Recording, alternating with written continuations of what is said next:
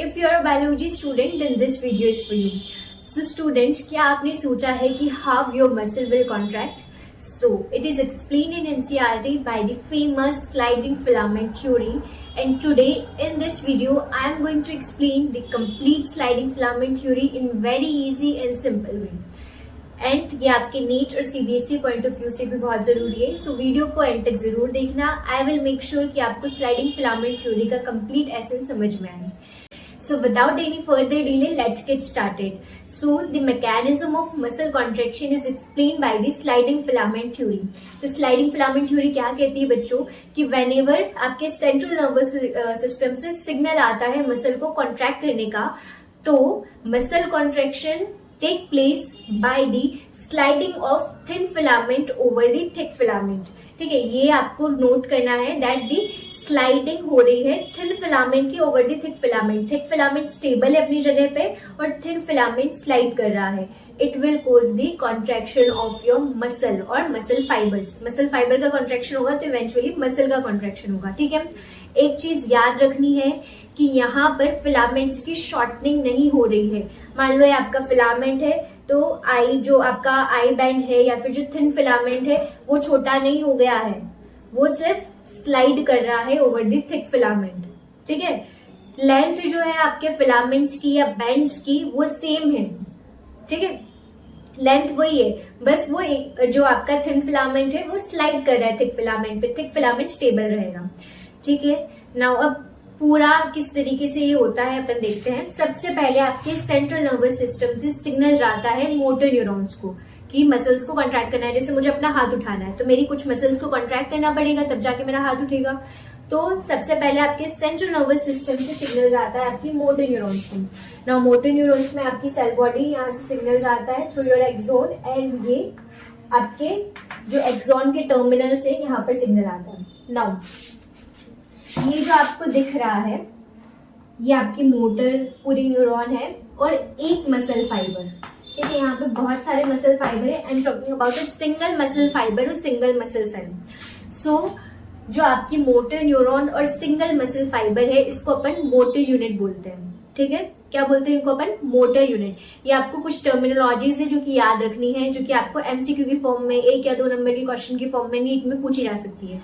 सो ये आपकी motor neuron, ठीक है, और मसल फाइबर, एक सिंगल मसल फाइबर या सिंगल मसल सेल, इनको हम बोलते हैं मोटर यूनिट. ठीक है, now the junction between your motor neuron, ये आपकी मोटर न्यूरॉन हो गई, ये और आपकी सार्कोलेमा.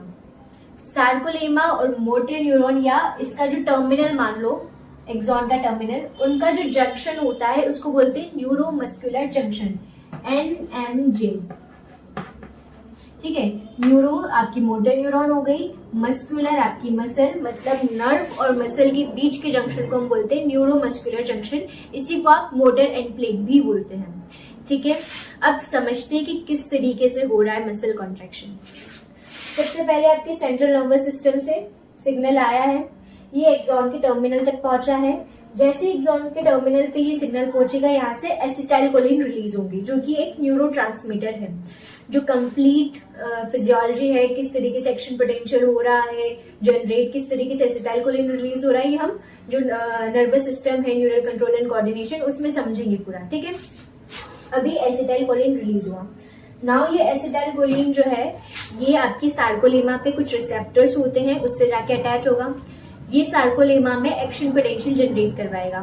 नाउ ये action potential through out the muscle spread होगा और फिर ये आपके एक सिंगल मसल फाइबर तक पहुंचेगा. अब सिंगल मसल फाइबर या मसल सेल के अंदर क्या है? सार्कोप्लाज्मिक रेटिकुलम, जिसके अंदर कैल्शियम है बहुत सारा, वो स्टोर हाउस है कैल्शियम का. ठीक है, वहां से कैल्शियम रिलीज होगा. नाउ अब आपके पास ये जो एक्टिन है, इसके पास आपके पास एफ एक्टिन, ट्रोपोमायोसिन और ट्रोपोनिन है. ट्रोपोनिन के पास 3 साइड थी. हमने बोला था कि जो ट्रोपोनिन है वो स्प्रेड है थोड़े थोड़े डिस्टेंस पे ओवर दी ट्रोपोमायोसिन. ठीक है, तो ट्रोपोनिन के पास 3 साइड थी.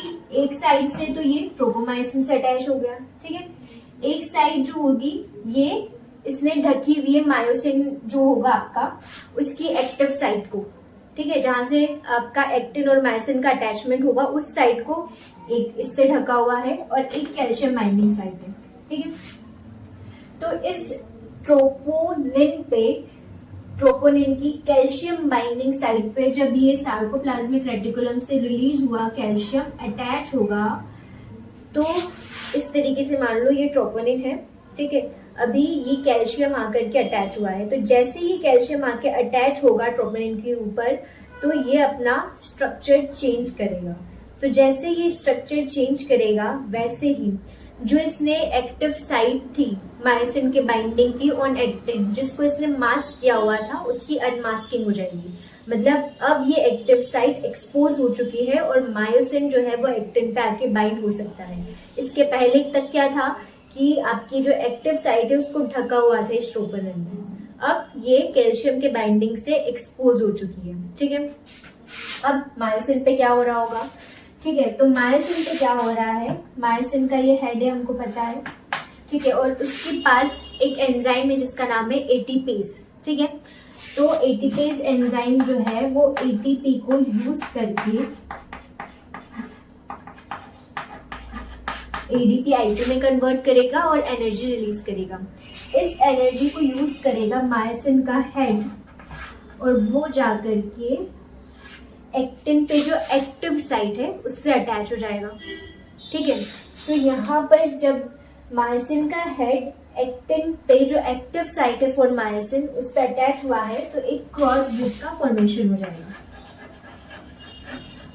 Between the actin and myosin,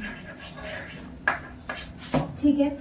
now ये मायोसिन के हेड से जब एडीपी आईपी रिलीज होंगे तो और ज्यादा एनर्जी रिलीज होगी और it will pull the thin filament towards the centre of the A band, ठीक है। वो थिन फिलामेंट को आगे की साइड खींचेगा, ठीक है। इतना समझ में आया है। सो नाउ अभी तक हमने देखा है कि जो आपका मायोसिन का हेड है वो एक्टिन की जो एक्टिन पे एक्टिव साइट फॉर मायोसिन है उसके साथ जाके अटैच हो चुका है, ठीक है।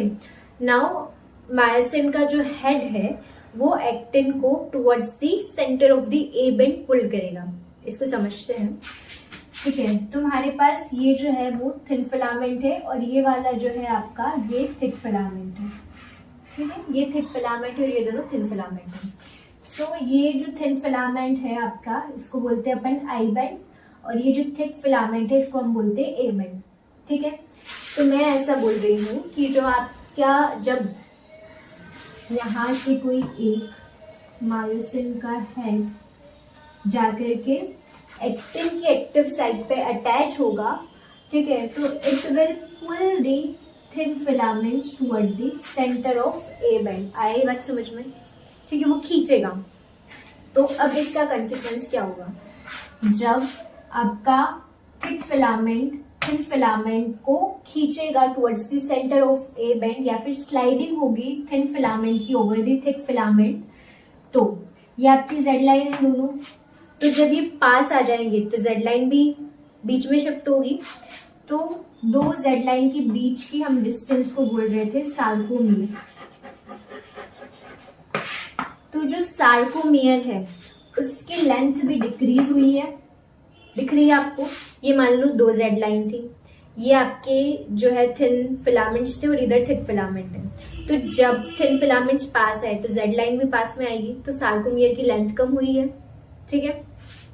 नाउ आपका जब मसल रिलैक्स थी, नॉर्मल स्टेट में थी, तो पार्शियल ओवरलैपिंग थी थिन और थिक फिलामेंट की। तो कुछ फिलामेंट थिक फिलामेंट का एरिया जो था वो एक्सपोज था, उसका हमने बोला था एज जोन। तो जब मसल कॉन्ट्रैक्शन होगा तो एज जोन जो है, यहाँ पे आपको एज जोन कहीं दिखाई दे रहा है, ठीक है। जब ये बिल्कुल पास आ जाएंगे तो एज जोन जो होगा आपका वो कंप्लीटली डिसअपियर हो जाएगा, ठीक है। ये चीज आपको याद रखनी है कि during the muscle contraction sarcomere की लेंथ कम होती है, डिक्रीज होती है। फुल मसल कॉन्ट्रैक्शन में तो जो आपका सार्कोमियर है वो मान लो आप ए बैंड ही है ओनली, ठीक है, क्योंकि जो आपके थिन फिलामेंट से कंप्लीटली आ जाते हैं तो थिन और थिक फिलामेंट कंप्लीट ओवरलैपिंग कर लेते हैं जब कंप्लीट मसल कॉन्ट्रैक्शन होता है, और एज जोन भी पूरी तरीके से डिसअपियर हो जाता है, ठीक है। एम लाइन को कोई फर्क नहीं पड़ता है, बीच में एम लाइन है उसको कोई फर्क नहीं पड़ेगा, ठीक है। ये बात अच्छे से समझ में आ चुकी है आपको। नाउ जब जो है वो सिग्नल उधर से आना बंद हो जाएंगे, मोटर न्यूरॉन से एसिटाइलकोलिन रिलीज होना बंद हो जाएगा, ठीक है, तो एक्शन पोटेंशियल जो है वो आपका खत्म हो जाएगा। फिर जो है आपके कैल्शियम सारे के सारे उसको पंप बैक कर दिया जाएगा इनटू दी सार्कोप्लाज्मिक रेटिकुलम। वापस से सारे के सारे कैल्शियम सार्कोप्लाज्मिक रेटिकुलम में आ जाएंगे। तो वापस कैल्शियम की वजह से जो आपका ट्रोपोनिन ने साइट को अनएक्सपोज किया था या अनमास्क किया था, वापस से जैसे ही कैल्शियम जाएगा ट्रोपोनिन इस साइट को वापस से ढक लेगा। मायोसिन के हेड को कांटेक्ट करने के लिए जो है वो एक्टिव साइट ही नहीं मिलेगी, तो मायोसिन और एक्टिन का जो कांटेक्ट है वो टूट जाएगा। जब ये टूट जाएगा तो वापस से ये इसको आगे पुल नहीं कर पाएगा और वापस से जो आपके आई बैंड्स है या फिर जो थिन फिलामेंट्स है वो अपनी पोजीशन पे चले जाएंगे और मसल रिलैक्स हो जाएगी। फिर से अगर एक बार और जो है वो सिग्नल आता है, मसल को फिर से अगर कॉन्ट्रैक्ट होना होता है तो सेम प्रोसेस विल रिपीट, ठीक है। सिग्नल आएगा, एसिटाइलकोलिन रिलीज होगा, वो आपके रिसेप्टर पे जाके लगेगा at the neuromuscular junction, action potential generate होगा, सार्कोप्लाज्मिक रेटिकुलम से कैल्शियम आयन रिलीज होंगे, वो ट्रोपोनिन पे जो कैल्शियम बाइंडिंग साइट है उस पे जाके अटैच होंगे। फिर अनमास्किंग होगी दी active site on actin for myosin, ठीक है। मायोसिन पे भी एडीपी आईपी के अंदर एटीपी का ब्रेकडाउन होगा, एनर्जी रिलीज होगी और मायोसिन का head come in contact with the active site on actin, ठीक है। नाउ फिर वापस से क्रॉस ब्रिज का फॉर्मेशन होगा एंड वो आगे की साइड पुल करेगा towards the centre of the event. इस तरीके से वापस से वो क्रॉस ब्रिज टूटेगा, देन वापस से एडीपीआई मतलब एटीपी आके अटैच होगा and it will break into ADP Pi, cross bridge बनेगा एंड और पुल। तो इस तरीके से फर्दर पुल करते करते दोनों जो है वो thin filament and thick filament completely एक दूसरे को ओवरलैप कर लेंगे एंड एज जोन डिसअपियर हो जाएगा, सार्कोलेमा की लेंथ कम हो जाएगी। So whenever there is repeated muscle contraction, तो it leads to accumulation of lactic acid in the muscle by the breakdown of glycogen, जो एनारोबिक प्रोसेस स्टार्ट हो जाती है और इसकी वजह से मसल फटीग हो जाती है, ठीक है। Now so we have two type of muscle fibres in our muscle, one is red fibres and another one is white fibres. Red fibres को हम स्लो ट्विच बोलते हैं और व्हाइट वाले को फास्ट ट्विच बोलते हैं, ठीक है, टाइप 1 एंड टाइप 2। सो जो रेड मसल फाइबर्स होते हैं इनके पास एक ऑक्सीजन स्टोरिंग पिगमेंट होता है जिसको अपन मायोग्लोबिन बोलते हैं। तो red muscle fibre rich in myoglobin, जबकि व्हाइट मसल फाइबर्स के अंदर मायोग्लोबिन कम होता है। नाउ रेड मसल फाइबर्स के पास लॉट अमाउंट ऑफ माइटोकॉन्ड्रिया होते हैं और ऑक्सीजन कंटेनिंग पिगमेंट भी है आपके पास मायोग्लोबिन, तो वो ऑक्सीजन को यूज करके एटीपी का प्रोडक्शन करते हैं, इसीलिए इसको हम एरोबिक मसल बोलते हैं। जबकि व्हाइट मसल फाइबर्स जो होते हैं उसके पास मायोग्लोबिन भी कम है और माइटोकॉन्ड्रिया भी कम है, तो इसीलिए इसको हम एनारोबिक मसल बोलते हैं। लेकिन व्हाइट मसल फाइबर के पास सार्कोप्लाज्मिक रेटिकुलम का जो अमाउंट है वो बहुत ज्यादा होता है। नाउ जो आपके रेड मसल फाइबर्स होते हैं ये ब्लड सप्लाई में रिच होते हैं, बहुत ज्यादा ब्लड सप्लाई होती है, जबकि व्हाइट मसल फाइबर की जो ब्लड सप्लाई है वो थोड़ी कम होती है। रेड मसल फाइबर्स जो है as the name suggest reddish colour के होते हैं, जबकि व्हाइट मसल फाइबर पेल या व्हाइट कलर के होते हैं अपीयरेंस में। नाउ जो आपके रेड मसल फाइबर्स है ये उन मसल्स में ज्यादा पाए जाएंगे जो कि बहुत लंबे टाइम तक कॉन्ट्रैक्शन को मेंटेन करती है, ठीक है।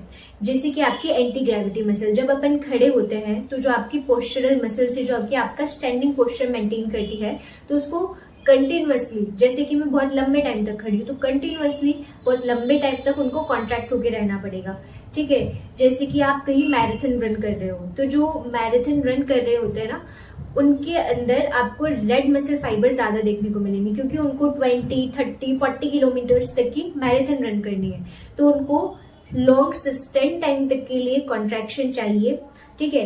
एरोबिक मसल्स की जरूरत है ताकि फटीग और लैक्टिक एसिड का डिपोजिशन ना हो। वहीं हम बात करें एथलीट्स में, तो एथलीट्स जो होते हैं ना उनको तेज रन करना होता है, ठीक है, और उनको बहुत 100 मीटर 200 मीटर या खूब से खूब 400 मीटर रन करना है, ठीक है। तो उनके अंदर ज्यादा व्हाइट मसल फाइबर्स मिलेंगे, क्योंकि white muscle fibre short burst of energy देते हैं और बहुत थोड़े टाइम के लिए कॉन्ट्रैक्शन को मेंटेन करते हैं, ठीक है। ऐसे ही अगर हमको कई फाइन मोटर स्किल्स करनी है, जैसे कि हमारे हैंड्स में देखें हम, तो हमको हमारी हैंड की मसल्स में, ठीक है, वो व्हाइट मसल फाइबर ज्यादा देखने को मिलेंगे, ठीक है। लेकिन कहीं पे जैसे सस्टेन टाइम के लिए कॉन्ट्रैक्शन मेंटेन करना है, जैसे कि आपकी पोस्चरल मसल्स होगी, बैक एक्सटेंसर्स होगी, एंटी ग्रेविटी मसल्स होगी, एक ही बात है सब, वहां पर आपको रेड मसल फाइबर्स ज्यादा देखने को मिलेंगे। ठीक है, so this is all about the sliding filament theory. I hope आपको ये अच्छे से समझ में आया होगा। अगर कोई भी डाउट है तो आप कमेंट सेक्शन में जरूर पूछिए। And stay tune on biology hub for this simple and quick biology topics. मिलते हैं नेक्स्ट वीडियो में, तब तक के लिए बाय।